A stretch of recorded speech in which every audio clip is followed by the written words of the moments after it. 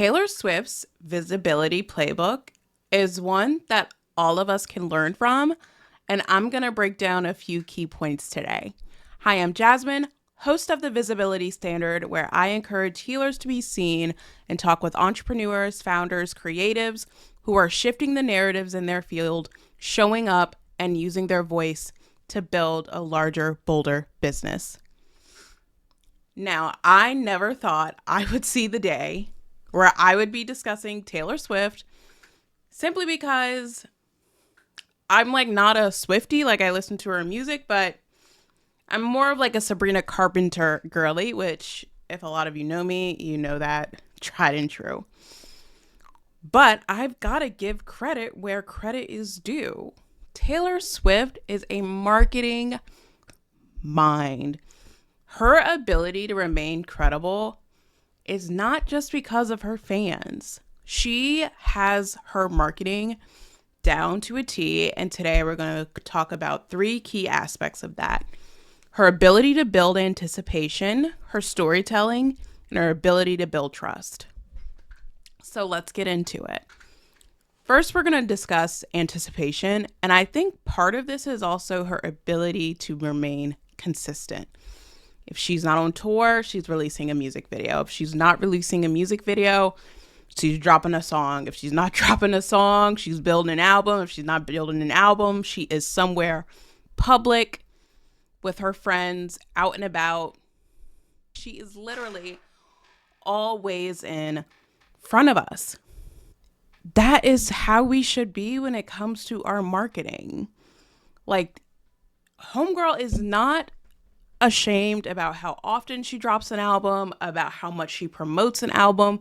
She will use every chance that she can get to be loud about her product. And oh my goodness, if we just had a fraction of that confidence, if we felt as strongly about our offers, if we were bold enough to be as repetitive, consistent, loud about our offers, what we are doing, who we are.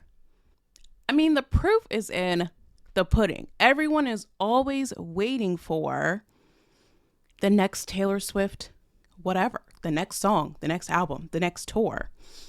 Easter eggs is one that a lot of her fans are familiar with. It is when she drops little hints and tidbits and her titles and her music videos and the words that she says on her social media posts.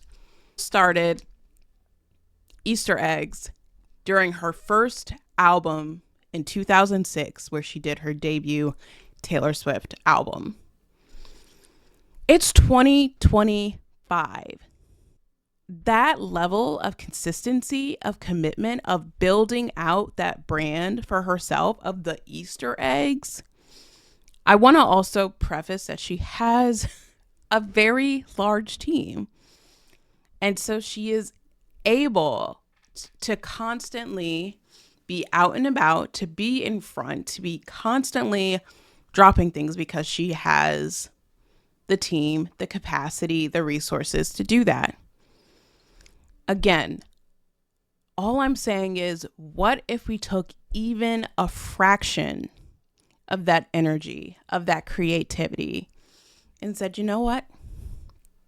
I'm going to start dropping Easter eggs, or I'm going to start dropping a prequel into what I'm building, what I'm working on, and I'm going to talk about it 100 times a day. A lot of us are so worried about our screen time and our consumption. As someone who is actually actively choosing to be on their phone more, to post more, consumption and your time on your phone are 2 different things. Now, it comes down to discipline and self-control, right? If we're on our phones, we need to be able to trust ourselves to not doom scroll or go down a rabbit hole, a Reddit thread of what somebody else is doing, what somebody else is creating. So often we work so hard to emulate someone else because we are over consuming. Yesterday, I was thinking about this. I was like, you know what? I have been scrolling way too much. I need to get back into the reading habit that I was building and create some distance so that I can start creating more. And I have been creating more, and I am seeing the positive benefit from it in my metrics and my engagement, even how I want to show up online. All of that is trial and error. Something that Taylor Swift does really well is she doesn't really worry about the perception of others. So whether she's using the VMAs or the Grammys or a music video or a commercial to promote something of her own, oh well, whoop-de-doo. It's her time. It's her 30 seconds, and she is using it to promote her work. And I am giving you permission to be just as selfish when it comes to your offers, when it comes to what you're building, when it comes to your brand. Put it out there. Let us see it. If we don't see it, we don't know about it. And your voice deserves to be heard. You have to have that confidence. You cannot be holding on to the perception of how other people see you. You cannot be worried about how much you're posting or how much you're on your phone or any of it. All of that is taking you away from your creativity, from what you are building. Her ability to build anticipation, to build interest, to reach different audiences or maintain the fan base that she has, to be so interested in what she is doing, comes from consistency, discipline, and literally being so bold about what she's putting out there. And her story is also something that is very consistent, that is very public. Her storytelling. And when I say her story, I don't mean her entire life timeline, because we know maybe like a fraction about her. We know some of her relationships. We know some of her story around reowning her masters. She has maintained a beautiful narrative that people want to buy into. I'm thinking about You Belong With Me and the line, what's the line? She's like, she wears short skirts, I wear t-shirts. Like creating this narrative very early on that she is the forgotten one. She is the one over on the sidelines watching. She wasn't the popular girl. She wasn't the one that the guys were picking. But this one guy, he finally looked at me and he saw me and I felt great. And a lot of people resonate with that narrative. And then we watch her journey. We watch her continue to grow confidence in herself. We watch her continue to evolve in some capacity. We watch her continue to own every aspect of her story when it starts to get messy, when Kanye West called her out. Like she has all of these blips in her career that she takes ownership of and spins them into her music. That's where we get Reputation. And honestly, Reputation was my favorite album.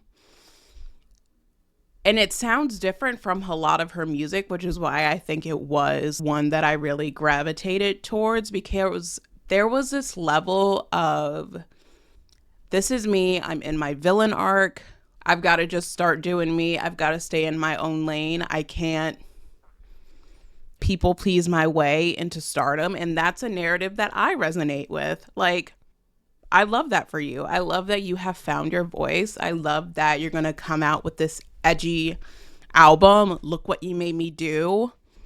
I'm here for it. I am listening. There was a level of mystery and aspiration that came with that album that I really liked. But her music is a story. It is a story that millions, billions have brought into and have resonated so deeply with. And this is why we always say that storytelling is such an important component of your marketing. Storytelling gets to be the foundation of your brand. Part of it might feel like you're being a showgirl. That's okay. I think we need to be a little bit of a showgirl if we're going to put our story out there. Being able to balance authenticity and performance is a beautiful dance. Being able to present yourself, who you are, to meet the people that are meant to find you and resonate and learn from you and want to work with you is such an amazing thing. We get so wrapped up in our heads about being a showgirl that we forget that we are also human. And that is another thing that people resonate with. She has managed to maintain this human first, oh, I'm just a girl with my girlfriends, like hanging out. She's managed to maintain this very relatable perception. Again, the story that all of us can relate to and buy into. Who are you? What's your story? What is the story that you want people to buy into? Why should people want to listen to you? That's where I have started sprinkling my own story into my content. Yes, I am a therapist, and I used to manage social media for a quasi-government agency. And I quit my job on the spot because I believed in trusting myself. All of the themes that I talk about on my show, they resonate to some degree better when I offer a story with them. When you share your story, it gets to resonate better with the audience. The audience gets to see you more and says, okay, I can trust this person. And I want to challenge the storytelling, the narrative aspect. Because while Taylor Swift has maintained so much control of her narrative, a lot of feedback is the narrative hasn't changed.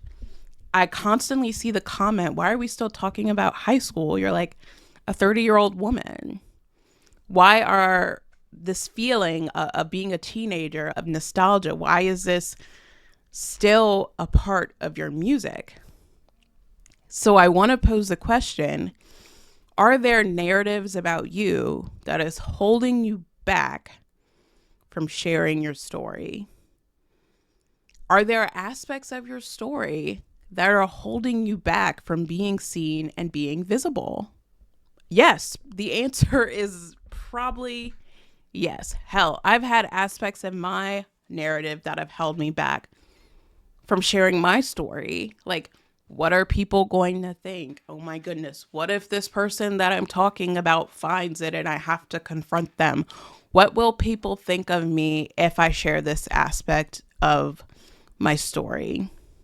It goes back to confidence and ownership. If you are willing to take ownership of that aspect of your story, if you're willing to recognize that that story is just one part of your journey, one part of your narrative that you do not have to continue to live under the shadow of, then you get to expand. You get to have some freedom, some wiggle room. The story about me quitting my job in the middle of the staff meeting. Yeah, I'm like, oh my gosh, what does this say about me? What does this say about my character? That I don't want to stay at a job, that I'm a little unhinged in that moment? Yes. But it also reflects that I'm willing to trust myself, that I am willing to bet on myself, that I am willing to do the hard work. And I did. That's when I ended up Instacarting and DoorDashing. That's what a lot of people, I don't think, know about me. I have done the side hustles to keep the cash flowing. They made money and they allowed me to focus on my priorities when I needed to. And that's a story of resilience. That's a story of hard work and dedication to what I'm building. A lot of us probably have to take the shame out of our stories. We have to stop worrying about what other people will think about our stories. Because in the same way that a story can move us forward, it can also hold us back from creating a new narrative, from living out the narrative that is unfolding right in front of us, which I know is also some commentary for the life of a showgirl. She's happy now. She's in a relationship that she is thriving in. There's so much of her narrative that she gets to grow from and move on and gets to start a new story. We all get to start a new story at any point. We get to recognize our history as something that has shaped us, something that we have learned from, something that's given us so much of who we are and why we've built the business that we have, why we do what we do. But if your narrative is holding you back, if it is keeping you boxed in, your personal brand is always going to feel stuck because you are living out an old narrative. I think that happens for so many of us, though. We think about who we were. We think about that survival aspects that's possibly gotten us where we are today. Maybe some of the backlash, the moments that felt really impossible and they protected us, they kept us safe. And we sometimes hold a really nostalgic feeling about those moments. And I know that's one of the feelings that comes up for a lot of people that love Taylor Swift is there's a nostalgic aspect about her music, about that first love, about that friendship that felt light and fun, that ended unexpectedly, that journey that brought us so much joy. We get to honor that, whether that's in our art, in our business, in our hearts, because that's where we'll always live, no matter what. But if we're not going to give ourselves permission to step away from that narrative, to grow from that narrative, we're never going to know the direction we're headed. We're never going to see the vision fully if we don't allow ourselves to take that step forward, to stop looking backwards. And that is, again, why people trust Taylor Swift. Because she honors those parts of herself. She honors that journey, that narrative, that story. And it's such a relatable story. And this goes right into my third point of building trust. Because she has a loyal fan base. Y'all will dissect her music to a pulp, and I love it. I love that y'all love her so bad. But it becomes challenging when we cannot have nuanced conversations, and that's not the point of this episode. The point is that she has built such loyalty among her fans. I want to pose the question, is the loyalty to her or to the story that is attached to her music? Is it the story that you have attached her music that you are loyal to? And it might be her. I think she is one of the few artists that I recognize. People have her back, 10 toes down. Like, criticism is not welcome. Heaven forbid you just make a comment or even feel neutral about her. I have a lot of friends who are Swifties, and so they confuse my neutrality to her. They're like, oh, you don't like her. No, I just am a neutral party. I have listened to her music, but I am not like streaming the album 500 times. Again, it's that loyalty to the narrative, and it's that loyalty to the feeling that her music has elicited.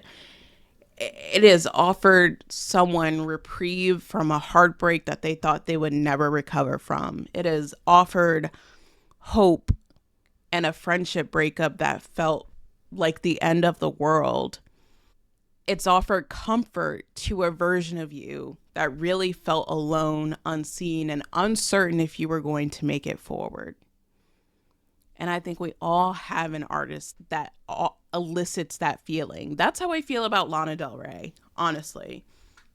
Does not make it sometimes in the discourse. Like, she has definitely had some more controversial moments, but as a certified sad girl, Lana was the music that offered me comfort. She allowed the sadness to feel digestible. She allowed that feeling of a feeling lost, a feeling misunderstood. It comforted that. And that's what I see with fans of Taylor Swift, is that people want to jump to her defense when they feel like she's being misunderstood. And part of me wonders, is the hope that someone out there does the same for you when you are being misunderstood? Or is misunderstanding her feeling like a misunderstanding of you? Taylor Swift has touched so many with her music. She has managed to create such a loyal fan base, people that truly resonate with her music, people that have felt healed and seen by her music and so understood that sometimes it's really hard to separate the story from the music, from the artist. And that's a really natural feeling. I think we all have that thing we feel really protective over because it's offered us some comfort.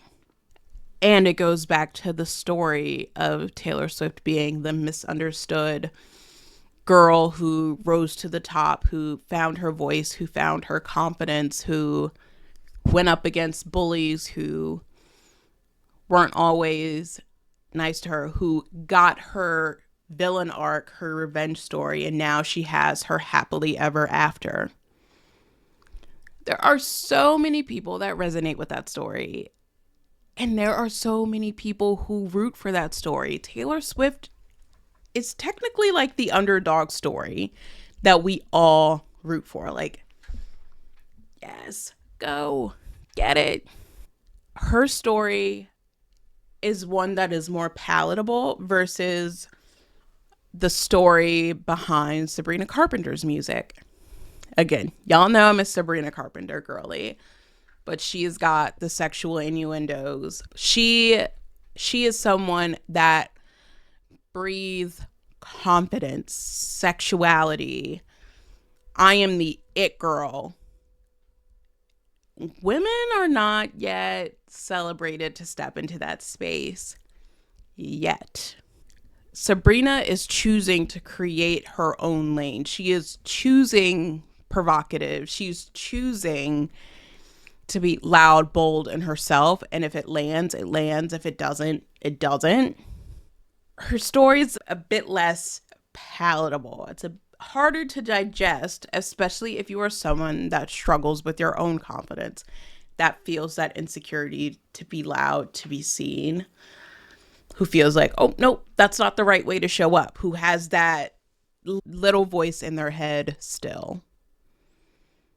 Taylor Swift has the underdog Sandlot story that all of us can enjoy and resonate and experience the trajectory through her music. Builds anticipation, storytelling, builds trust with your audience. These are 3 reasons why it is so important for you to establish your personal brand. Taylor Swift is evidence why it is important for you to establish your personal brand. It's not so that you can box yourself in. It's so that you can grow, so that you can evolve, so that opportunities that are meant to find you will find you. But if you are hiding, if you are allowing yourself to be limited by your industry's constraints, if you are not giving yourself the space to grow, you're just going to still be hiding. Your offers are still not going to be seen. Your podcast still isn't going to be found. Your voice still isn't going to be heard, and we need your voice. I know we need your voice. I know your voice isn't out there yet. I'm happy I could implement some pop culture into marketing. I'm very excited for this episode to come out. This is another aspect of why I chose to pivot. I love talking about this stuff. I love studying this stuff. Yeah. That's all I've got for you today. I'm so excited for my dream date this week. And yes, my guests are my dream date because I always feel so lucky to talk to them. So my dream date this week is a former NFL cheerleader, Hannah LeBeau. You'll hear more of her story on Friday. Let me know what you think of this episode in the comments. Leave a rating.